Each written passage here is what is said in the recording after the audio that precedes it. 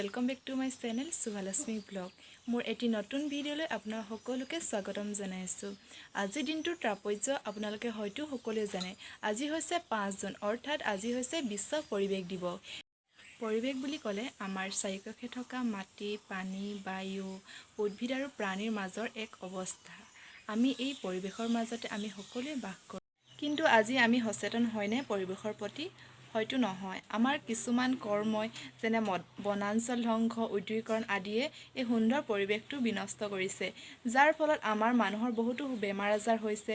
লগতে কেতিয়াবা বহুত বৰষুণ দিয়ে, কেতিয়াবা বহুত খৰাং হয় আৰু আমাৰ গোলকীয় উষ্ণতা বৃদ্ধি পাইছে। লগতে আমাৰ নানা ধৰণৰ সমস্যা হৈছে। এই পৰিৱেশৰ প্ৰতি মানুহৰ সজাগতা বৃদ্ধি কৰিবৰ বাবে প্ৰত্যেক বছৰে 5 জুন তাৰিখে বিশ্ব পৰিৱেশ দিৱস পালন কৰা হয়। এই বিশ্ব পৰিৱেশ পালন কৰাৰ মুখ্য উদ্দেশ্য হৈছে জনসাধাৰণক পৰিৱেশৰ প্ৰতি সজাগ কৰা আৰু তেওঁলোকৰ মাজত সজাগতা বৃদ্ধি কৰা। আমি কেৱল এই দিনটোতে নহয়, আমি সদায় পৰিৱেশৰ প্ৰতি সচেতন হয় আৰু সজাগ হৈ থাকিব। আৰু আপোনালোকে জানেনে বিশ্ব পৰিৱেশ দিৱস পোনপ্ৰথমে 1976 চনৰ 5 জুন তাৰিখে আমেৰিকা যুক্তৰাষ্ট্ৰত পালন কৰা হৈছিল। এই বিশ্ব পৰিৱেশ দিৱসৰ প্ৰত্যেক বছৰে এটা নতুন বিষয়বস্তু লৈ ইয়াক পালন কৰা হয়। 2022 চনত ইয়াৰ বিষয়বস্তু আপোনালোকে কি জানেনে? 2022 চনৰ বিশ্ব পৰিৱেশ দিৱসৰ বিষয়বস্তু হ'ল অনলি ওৱান আৰ্থ, অৰ্থাৎ কেৱল মাত্ৰ এখন পৃথিৱী। এই থিমটোৰ জৰিয়তে আমি প্ৰকৃতিৰ সৈতে সৎভাৱে থাকিব লাগে, তাৰ ওপৰত গুৰুত্ব আৰোপ কৰা হৈছে।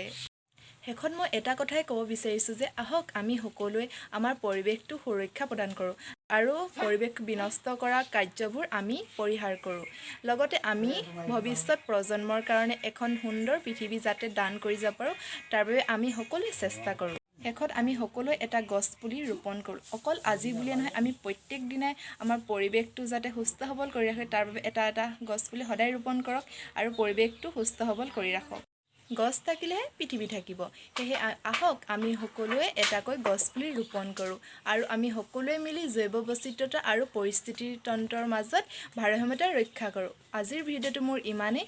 যদি মোৰ এই ভিডিঅ'টো চাই ভাল লাগিলে আপোনালোকে প্লিজ মোৰ চেনেলটো ছাবস্ক্ৰাইব কৰিব আৰু কাষতে থকা বেল আইকনটো প্ৰেছ কৰিব, যাতে মোৰ আহিবলগীয়া নতুন ভিডিঅ'ৰ ন'টিফিকেশ্যনবোৰ আপোনালোকে পোনপ্ৰথমে পায়।